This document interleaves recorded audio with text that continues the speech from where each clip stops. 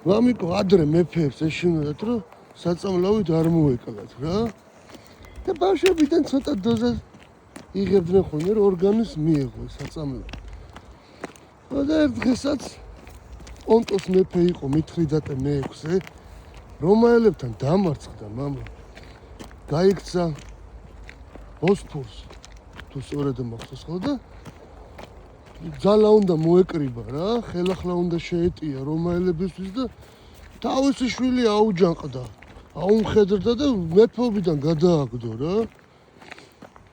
და სხვა გზა აღარ ქონდა, რომაელებსო ჩაბარებოდა, დაამცირებდნენ და ადგა რა ვაშკაცი იყო და თავი უნდა მოიკლას. ამიტომ წამალი დალია საწამლავი რა. და ვერ მოკვდა.